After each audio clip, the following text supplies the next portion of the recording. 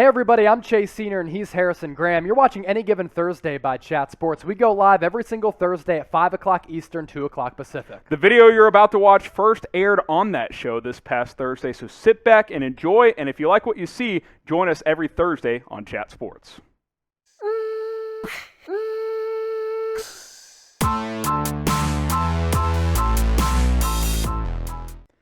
So the NBA preseason is ongoing. Harrison Graham and Chase Sr. here, and which means the NBA regular season is just around the corner. So we'll kind of get you guys caught up with some of the schedule, the dates, and storylines in the preseason here. Obviously, some games have already happened. All teams, I should say, play 4 exhibition games during the preseason before things get ramped up here in the later part of October. October 19th, there's a couple of games, and then all 30 NBA teams are in action by the 21st. But basketball, it's back in the preseason. The regular season is almost back. Chase, you ready, man? You ready for opening night? I'm ready because I started here at Chat Sports on March 1, and I got to see what the NBA trade deadline was like, NBA playoffs, NBA free agency, the NBA draft, and I got to see firsthand how wide of an audience we have when it comes to the NBA. I'm ready to ramp up our coverage because I love talking hoops with the peeps. So type me down in the comments if you're ready for opening night of the NBA. Get those me's down below.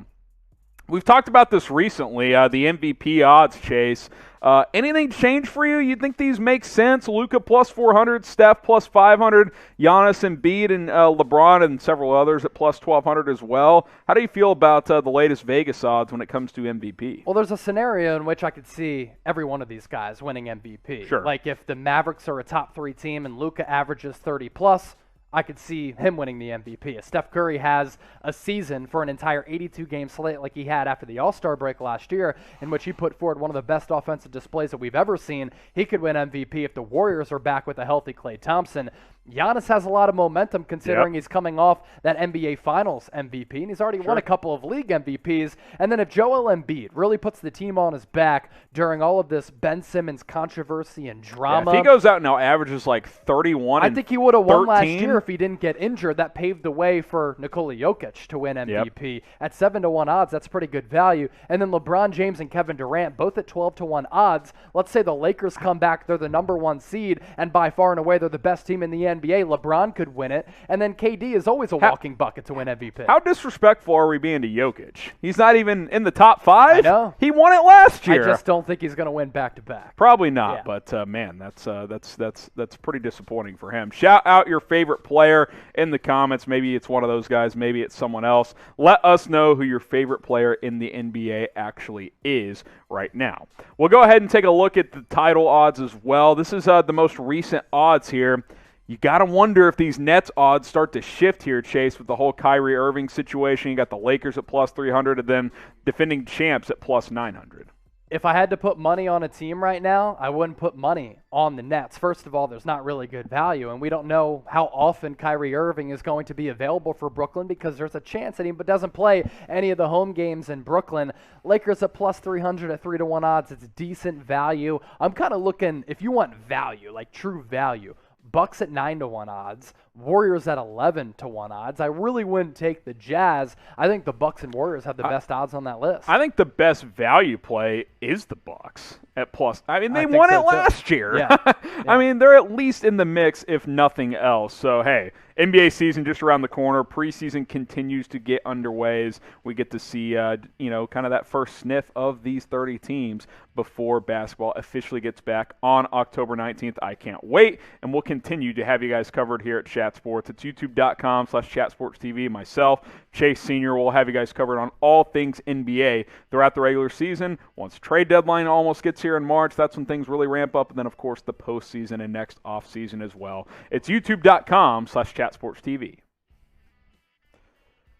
Laker fans, we're going to take a look at some preseason headlines, news, and rumors. But first, like this video if you think the Lakers can make the finals this year. Hit that thumbs up icon. Harrison Graham and Chase Sr. We're breaking down some of the top Lakers storylines during the preseason on Any Given Thursday by Chat Sports. But before we get into those storylines, hit that thumbs up icon if you think the Los Angeles Lakers are able to make the finals this year. And Chase, I know you think that they can make the finals this year. I do. This is an organization that is all in for this upcoming season, and given the talent that they have on this roster, they are very, very good. They're very, very deep. I still think LeBron James is a top 2 player in the NBA. Anthony Davis is a generational talent. He's a superstar. As long as he's able to stay healthy, I think the Lakers are in the mix. I'm excited to see what Russell Westbrook is going to be able to do. Is he willing to take a back seat to the King as well as AD? And then after that, there are so many pieces that really just fall into play as far as just complementary pieces around LeBron James and AD. So this team really, really compelling for me, and I do think that they can win a championship. I'm not concerned as much about their age as some other people are, because all that matters to me is this upcoming season. So like the video if you think they can win it all. I'm going to take you through some preseason storylines here. LeBron James, this is number 1 for me. Can he maximize Russell Westbrook? LeBron, Russ, they've been saying the right things. Russ has especially. He says, look, we've both been winners in this league, but LeBron has been able to win at a higher level. For Russell Westbrook to acknowledge that he hasn't been at the top of the mountain and has not won at the highest level, I think that could signal a big step of growth. Obviously, we got to see these guys play together, but I think if LeBron can get the best out of Russell Westbrook, that is monumental. If that happens, then there's no reason why this team can't win it all this year. Because if Russ can play under control, be that number 3 out of the big 3 of LeBron, AD, and Westbrook, then that's really all you can ask for. So hoping that Russell Westbrook is matured, he's into his 30s now. I think he knows that this is probably his best chance to win a championship with this Lakers squad. Speaking of which, the Lakers and Nets have been kind of the top 2 title favorites throughout the offseason. Which big 3 is better? Obviously, you got Kyrie drama with Brooklyn, but assuming he's there, Kyrie, KD, James Harden, or AD, LeBron, and Russell Westbrook. Type LAL if you think the Lakers' big 3 is better. Type BKN if you think the Brooklyn Nets' big 3 is better. I think you can make an argument for both, but come on, Laker fans. Go ahead and type that LAL. Okay, preseason storyline number 2. Can Talen Horton-Tucker break out? Started in the preseason opener for the Lakers, played pretty well. Saw some burst of him throughout this last season, which is why the Lakers didn't trade him at the trade deadline for a guy like Kyle Lowry. They decided to keep him. And last year, you see the numbers, 9 points per game, over 45% from the field. Once you didn't make that trade to move THT for Lowry, you had to keep him and bring him back. The Lakers did that, 3 years and $30 million. So now that you've paid him, you need to see him break out. You need to see him be a big part of this rotation. I could see a scenario where THT ends up actually starting for this team. We'll see how Frank Vogel mixes and matches all of these pieces he has. Obviously, a big blend of veteran talent with some young guys like THT, Malik Monk, and the rest of this unit. But I'm excited to see if Horton-Tucker can have a true breakout and average double-digit points per game. Laker fans, if you feel good about your squad this year, put your money where your mouth is. Lakers are plus 300 odds to win the NBA championship this year. So go to chatsports.com/Lakers. Use that promo code Lakers125. Put down $100. They'll give you $125 for free with that promo code. Go bet on the Lakers to win the NBA championship this year, because I think they have a really good chance of doing just that. And then number 3, one that's popped up recently, is Trevor Ariza's injury. I don't know how big of a role he's really going to play this year, but I think he's out 6 to 8 weeks, according to Shams Charania of The Athletic, with an injury. So we'll keep tabs on that. We'll keep you guys updated on everything there. So with him out, one of your 3-and-D guys, you'll see maybe some more Wayne Ellington early on in the season.